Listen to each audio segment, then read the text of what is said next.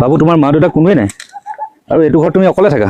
তোমাৰ নামটো কি বাবু শ্ৰী দিৱজ্যোতি নাথ কিহত পঢ়ি আছা তুমি হাইহত ক্লাছ 5 পঢ়ি আছা আছো বৰ্তমান ঘৰৰ পৰা 600 কিলোমিটাৰ আঁতৰত বৰপেটা সৰভোগত মই যেতিয়া এই ল'ৰাটোৰ ফটোত দেখিছিলো ইয়াৰ কৰুণ মুখখনি আৰু লগতে এই জৰাজীৰ্ণ ঘৰটো মই ৰৈ থাকিব নোৱাৰিলো গোটেই ৰাতি গাড়ী চলাই আজি মই পাই গলো সেই আমাৰ বাবুটোৰ ওচৰত মই এই ল'ৰাজনৰ ওচৰলৈ অকলে অহা নাই মোৰ লগত লৈ আহিছো আমাৰ সম্পূৰ্ণ টিমটো কাৰণ আমি কম দিনৰ ভিতৰতে এই ল'ৰাজনৰ এই জৰাজীৰ্ণ ঘৰটো কমপ্লিট কৰি ধুনীয়া কৰি ল'ৰাজনক সুখী কৰি থৈ যাব লাগিব বাবু তোমাৰ মা কেতিয়া ঢুকাইছে মা মই জন্মতে ঢুকাইছে আৰু দেউতা এই 7 মাহ হ'ব 7 মাহ হ'ব আৰু তুমি স্কুলো যোৱা আৰু মই শুনিছো তুমি বোলে ক'ৰবাত তেনেকৈ আম কঁঠালো পাৰিবলৈ যোৱা নেকি নোযোৱা কিবা কাৰোবাৰ কাম কৰিবলৈ যোৱা নেকি নোযোৱা খোৱা বা ক'ৰবাত পাই থাকা তুমি এতিয়া ঘৰত খাওঁ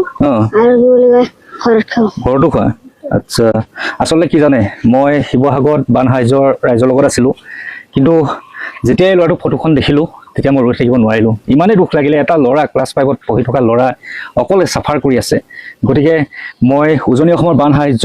বানপীড়িত অঞ্চলৰ ওচৰত ৰাইজৰ ওচৰত ক্ষমা প্ৰাৰ্থী যে মই আপোনালোকৰ ঘৰৰ পৰা আঁতৰি হ'ব লগা হ'ল এই ল'ৰাটোৰ বাবে কাৰণ এই ল'ৰাটোক সুৰক্ষিত কৰি এখন ঘৰ বনাই যোৱাটো ধুনীয়া ঘৰ বনাই যোৱাটো মই দায়িত্ব বুলি ভাবিলোঁ সেইকাৰণে কালি মই গুচি আহিলোঁ ইয়াৰ ওচৰলৈ বাবু ব'লা তোমাৰ ঘৰটো দেখাবা তুমি সোমাই যোৱা এইটো ভগা হৈ আছে ন এইটো ভাঙিল তাৰমানে টিং চিং এৰাই গ'ল আৰু ইয়াত দৰ্জা নাই দৰ্জাখন চাওঁ দৰ্জাখন ভঙা এইপিনে কিবা বনাই আছা নেকি ভাত বনাই আছা মাহী আহিছিলে ন মাহী কালি আহি পেলাই হেৰি কৰিছে আৰু এইপিনে এইবিলাক বস্তু এনেকৈ উঠাই থৈ দিছা ভিতৰ ৰুমটো চাওঁ ইয়াতো এনেকৈ দৰ্জা নাই এইপিনে এইখন তোমালোকৰ খোৱা বিচনা ন ওপৰৰ টিংবিলাক গোটেই ফুটা হৈ আছে পানী পৰে নে ৰাতি হ'লে পানী পৰিলে কি কৰা ৰাতি হাৰে থাকা চাগে আৰু মোক এই ল'ৰাজনৰ ওচৰলৈ মাতি পঠিয়াইছিলে দাদা ধন্যবাদ আপুনি এনেকুৱা এজন ল'ৰা দেখাই দিয়াৰ কাৰণে মই সুদূৰ গোলাঘাটৰ পৰা বৰপেটালৈ দৌৰি আহিছোঁ আৰু ল'ৰাটো আচলতে বহুত কষ্টত আছে ন হয় বহুত কষ্টত আছে আৰু তাৰ মাহীয়েক এজনী আছিলে মাহীজনী এতিয়া মানে গুচি গ'লগৈ ন এতিয়া কেতিয়াবা আহে তাৰমানে কিন্তু প্ৰায় সি অকলে থাকে এতিয়া আপুনি কওকচোন ল'ৰাটোৰ কাৰণে ঘৰখন ধুনীয়া কৰি থৈ যাব লাগিব আৰু মই আপোনাৰ ভিডিঅ' চাই তাৰমানে আপোনাৰ নাম্বাৰটো আপোনাক মেছেজ দিলোঁ নেকি হয় নাম্বাৰটো তাৰপিছত সেইকাৰণে তেওঁ ক'লে আৰু দিব আৰু আপোনালোকৰ ল'ৰাটো চোৱা চিতা কৰি থাকে না মই তাৰমানে বাহিৰত থাকোঁ মই পুলিচত কাম কৰোঁ এছপিছত কাম কৰোঁ আচ্ছা তাৰ মাজতে আৰু আহিলে গম পাওঁ ল'ৰাটোৰ বিষয়ে আচ্ছা গতিকে এই দাদাজনে মাতি পঠিয়ালে মোৰ এতিয়া আমাৰ বিশেষ কামটো হ'ব এই ল'ৰাটোৰ কাৰণে এখন পকী ঘৰ সাজি উলিওৱা আমি আজিৰ ভিতৰতে ঘৰটোৰ কাৰণে যি মেটেৰিয়েল লাগে আমি ষ্টক কৰিম আৰু এতিয়া জোখ মাখ লৈ লওঁ কি মেটেৰিয়েল লাগে আমি গম পাই যাম কিমান আছে দীঘল 40 ফুট আছে দীঘল 26 ফুট দীঘল বলটো বল কিমান আছে 13 ফুট আছে ন ঘৰটো এইপিনে অলপ সাফল উঠি আছে আমাৰ কাম অলপ কম হ'ব এইটো বনাব লাগিব পাকঘৰ বনাব লাগিব এইপিনে এটা দৰ্জা উলিয়াই থৈছে দৰ্জাটো আমি পাকঘৰ কৰি দিম আৰু ভিতৰটো কমপ্লিট পকী হ'ব ফ্ল'ৰ হ'ব দৰ্জা চেঞ্জ হ'ব টিং সকলো সলনি হৈ যাব গতিকে এতিয়া আমি হিচাপ লৈ লওঁ তাৰপিছত আমি সকলোবিলাক আজি বজাৰ কৰি ষ্টক কৰোঁ লাভদা বৰপেটাটো আমাক বহুত দি থৈছে আজি বৰপেটাৰ কাৰণে আহিছে ভাল লাগিছে ন একদম বঢ়িয়া আপুনিতো প্ৰথম পাই আছে বৰপেটা হিচাপে মেইন 9 ফুটীয়া টিং কিমান লাগিব 42 পিচ 42 পিচ ৰেজিং আপোনাৰ 30 ফুট আছে ৰেজিং কিমান লাগিব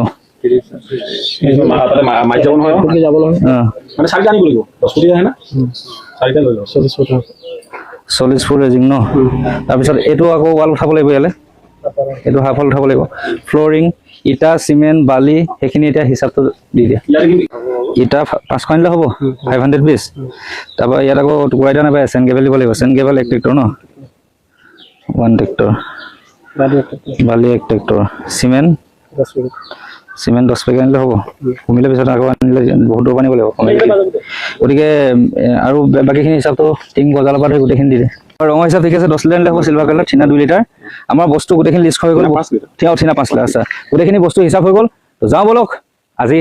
আমাৰ প্ৰথমটো কাম মেটেৰিয়েল ষ্টক কৰা কামটো সম্পূৰ্ণ কৰোঁ আৰু আমি আহি পাই গ'লোহি হাৰ্ডৱেৰ দোকান এখনৰ নাম হ'ল মেছাৰ্ছ কলিতা হাৰ্ডৱেৰ আৰু ইয়াৰ পৰা আমি সকলোবিলাক বস্তু পাই যাম ইয়াৰ পৰা আমি লৈ লওঁগৈ বলক নমস্কাৰ বহুত দূৰৰ পৰা আহিছোঁ দেই গোলাঘাটৰ পৰা আপোনালোকৰ ইয়াত আহিলোঁ ঘৰ এটা বনাবলৈ সৰু ল'ৰা এটা বস্তুবোৰ লাগে এইখিনি তাকে উলিয়াই দিয়কচোন চিমেণ্টটো খালি গেলেক্সি চিমেণ্ট লাগিব পোৱা যাব নহয় হয় নেকি এয়া চিমেণ্ট লোড হৈ আছে গাড়ীত আৰু এতিয়া আমি টিং পাত বা দৰ্জা চৰ্জাখিনি চাই লওঁগৈ আছে ন দীঘলো চাইজ হৈ আছে এনেকুৱা দুখন দি দিয়া এতিয়া আমাৰ দৰ্জা লোড কৰা হৈ গ'ল নেক্সট ল'বলৈ আছে টিং এইটো 9 ফুট আছে ন 9 ফুট আছে বঢ়িয়া টিংখিনি লাষ্টিং কৰিব শিল কৰিলে যাতে ফাটি নাযায় ঠিক আছে এতিয়া টিংখিনি লোড কৰি দিওঁ এতিয়া আমাৰ টিং লোড হৈ আছে ইয়াৰ পিছত আৰু কিছুমান বস্তু ল'বলৈ আছে সেইখিনি লৈ লওঁগৈ বলক আমাৰ ৰেজিং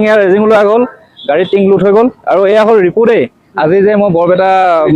ঋতু সৰ্বকত যে কাম কৰিছোঁ গোটেই যিমান মেটেৰিয়েলৰ মেনেজমেণ্ট ঋতুৱে কৰিছে আৰু লগতো গোলাপদা আছেই আগৰ পৰাই আছে আজি গোলাপদা প্ৰথম বৰপেটাৰ পৰা মোক সহযোগ কৰা মানুহ এখন হ'ল ঋতুহঁতৰ দোকান ইয়াতো আমি কিছুমান বস্তু পাইছোঁ নাই পোৱাখিনিও ঋতুৱে মেনেজ কৰিছে থেংক ইউ ঋতু এতিয়া আকৌ ঋতুৱে আকৌ মোক থৈ আহিব ইটা বালিখিনি ল'বলৈ আছে ন ইটা বালি এইখিনি ল'বলৈ আছে আহা যাওঁ তোমালোকৰ ঘৰৰ বস্তু আহি গ'ল আকৌ ইয়াত টিংপাত এইবোৰ এতিয়া ফুটা থকা টিংপাত নাথাকে আৰু দেই এইবোৰ দৰ্জা আছে চিমেণ্ট আছে সকলো লৈ আহিছোঁ ৰঙো লৈ আহিছোঁ ঘৰ ৰং কৰিব লাগিব নহয় আৰু আহি আছে গাড়ী দেই বালি ইটা সকলো আহি আছে ভাল লাগিছে নে মনটো ভাল লাগিছে ভালকে থাকিব লাগিব দেই বাবা আনফালে আমাৰ বালিও পাই গ'লি ইটা গাড়ী বালি সকলোবিলাক আজি পাই গৈছেহি এইখিনি আনলোড হ'ব আজিৰ ভিতৰতে আমি সকলো মেটেৰিয়েল ষ্টক কৰি দিলোঁ আজি তোমাৰ ঘৰ গাড়ীয়ে গাড়ী হৈ গৈছে ন এইপিনে নামি আছে চিমেণ্ট সেই বালি চালি এইপিনে আহি গ'ল গাড়ী ঘৰ হৈ যাব আৰু ধুনীয়াকৈ ঘৰ বনাইহে মই ইয়াৰ পৰা যাম হা সকলো বস্তু আমাৰ আনলোড কৰি থৈছে টিংখিনি ইয়াত থৈছে আমাৰ এইপিনে গোলাপ দাই পূৰা একদম তদাৰক কৰি আছে আৰু এইপিনে বস্তু থ'ব চিমেণ্টখিনি ভিতৰত থ'ব লাগিব সেইখিনি নমোৱা হৈ আছে ঋতু এইপিনে দেৱাংগ দা এইপিনে গোলাপ দা আজি এই তিনিজন মানুহ ওলাই দিনটো ঘূৰি ফুৰিছে এইটো ধন্যবাদ গোলাপ দাকো ধন্যবাদ কেনেকুৱা লাগিছে তোমালোকৰ ঠাইত এই ঘৰ বনাইছো আচলতে মিষ্টাৰ বিটোৰ কাৰণে গোটেই অসমখনে ঘৰ বৰপেটা মোৰ বহুত আপোন ঠাই সত্ৰনগৰী বৰপেটা আৰু সৰভোগৰ দৈ বুলি ক'লেতো বিখ্যাতে সেইটো জানেই আৰু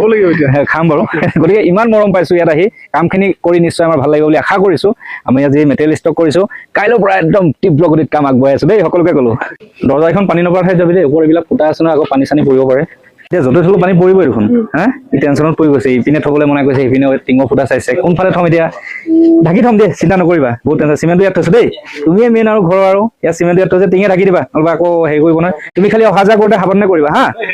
আৰু এটা দৃশ্য দেখি ভাল লাগিছে গাঁৱৰ বহুগৰাকী মানুহ আহিছে বহুজনো আহিছে তেওঁলোকক ধন্যবাদ জ্ঞাপন কৰিছোঁ আৰু আপোনালোক সদায় আহি থাকিব লাগিব 3-4 দিনৰ কাৰণে আহিছোঁ ঘৰখন লিয়াই থৈ যাম ল'ৰাটোৰ কাৰণে আপোনালোকে একদম নিজৰ ঘৰৰ নিচিনা মৰম দিব দেই এই পুৰা চিমেণ্ট লিখি আছে আৰু লগতে মই কওঁ মোৰ টীমৰ এই গোটেইকেইটা ল'ৰাকে ধন্যবাদ জ্ঞাপন কৰিব কাৰণ ইহঁতি যোৱা ৰাতি মোৰ লগত আহোঁতে গোটেই টোপনি ক্ষতি কৰিছে তাৰোপৰি শিৱসাগৰত ইহঁতি বান সাহায্য মোৰ লগত দিবলৈ গৈছিলে গতিকে এইকেইটা ল'ৰাই মই যিমান টোপনি ক্ষতি কৰিছোঁ ইমান টোপনি ক্ষতি কৰি ইমান গৰু গৰু বেগ দাঙি আছে এই পৰ্যন্ত এতিয়া 6 বাজি গ'ল এতিয়ালৈকে কাম কৰি আছে গতিকে এইকেইটা ল'ৰাৰ নিচিনা ল'ৰা পোৱাটো আচলতে মোৰ বাবে ভাগ্যৰ গতিকে বাবু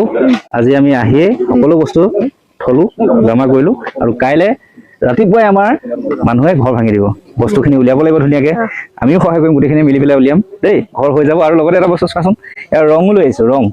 তোমাৰ ঘৰটো ৰং কৰি যাব লাগিব নহয় তোমাৰ জীৱনটো ৰঙীন হ'ব লাগিব আহিলোঁ গোলাঘাটৰ পৰা গোটেই ৰাতি জাৰ্ণি কৰি আহিলোঁ তাৰপিছত আহিয়ে পালোহি বৰপেটা সৰভোগ সেই ল'ৰাটোক অলপমান সুখী কৰি থৈ যাবলৈ আহিছোঁ এটা ঘৰ বনাইলে তাৰ জীৱনটো আচলতে কি হয় নাজানো আপোনালোকে ছাপোৰ্ট কৰিব লাগিব বহুতখিনি কাম কৰিব লাগিব ল'ৰাটোক আগুৱাই নিবৰ বাবে আৰু যদি মোৰ ভিডিঅ'টো বৰপেটা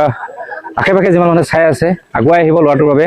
মই মাত্ৰ ঘৰ বনাবলৈ আহিছোঁ ঘৰ ধুনীয়া কৰি থৈ যাম এটা ল'ৰাই যাতে ভৱিষ্যতটো পাই তাকে কৰিবলৈ চেষ্টা কৰিম বিভিন্নজনৰ সহযোগিতা লাগিব তাকে কামনা কৰিছোঁ এতিয়া বাবাহঁত ভালকৈ শুবাগে আৰু দেই ভাগৰি গৈছে তথাপি ভাগৰ নাই কাম কৰিব লাগিব কাইলৈৰ পৰা পূৰা আৰম্ভ হৈ যাব আৰু ন এতিয়া ধুনীয়াকৈ ৰেষ্ট ল'ব লাগিব ময়ো ৰেষ্ট ল'মগৈ বাকী সকলোকে ধন্যবাদ জ্ঞাপন কৰিলোঁ এই সময়লৈকে আমাক লগ দিয়াৰ বাবে আজিৰ পৰা আৰম্ভ হৈ গ'ল বৰপেটাত মোৰ আচলতে প্ৰথমটো প্ৰজেক্ট বৰপেটা এটা সময়ত আহিছিলোঁ আমি সংগীত যাত্ৰা কৰিবলৈ দৃষ্টিহীন আশ্ৰমৰ বাবে আৰু আজি আচলতে মই সহায় কৰিবলৈ পাই এটা পিতৃ মাতৃহীন ল'ৰাক সহায় কৰিবলৈ পাই খুবেই সুখী হৈছোঁ মই পুনৰবাৰ মোক